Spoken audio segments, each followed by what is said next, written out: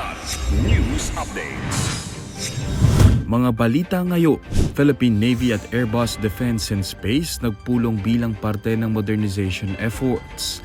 7.7 million pesos na halaga ng iligal na tobacco products nasabat sa Zamboanga del Norte. 130 iligal na timbangan sinira ng Valenzuela City LGU. Ako po si Cesar Soriano para ihatid ang mga nangungunang balita sa buong kapuluan. Ngayon, Nakipagpulong ng Philippine Navy kay Zakir Hamid, pinuno ng Asia-Pacific Region Airbus Defense and Space sa Navy Headquarters bilang parte ng modernization efforts ng Armed Forces of the Philippines o AFP. Dumalo rin sa pagpupulong si Commodore Emilio Orio, Commander ng Naval Air Wing Philippine Fleet. Ang Airbus ay ang pinakamalaking kumpanya ng aeronautics at space sa Europe. Isa rin ito sa leading provider ng mga produkto at serbisyo sa commercial aircraft, helicopter, defense at space sectors. Ang pagpupulong ay parte ng mga hakbang ng Philippine Navy para sa modernisasyon at pagpapalakas ng hukbong dagat ng Pilipinas.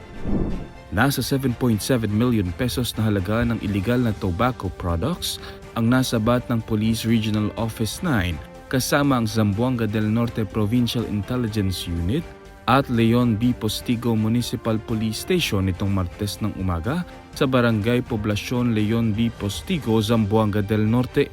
Nakuha ng mga otoridad ang mga kontrabando sa isang 29 anyos na driver ng truck at 47 anyos na kasamahan nito. Kabilang sa mga nakumpiskang iligal na produkto ang 136 cases ng assorted cigarette brands at 31 pieces ng 500 boodle money na ginamit sa operasyon. Nagkakahalaga ng nasa kabuuang 7,792,800 pesos ang mga confiscated tobacco products na base na rin sa Bureau of Customs Pricing Standards.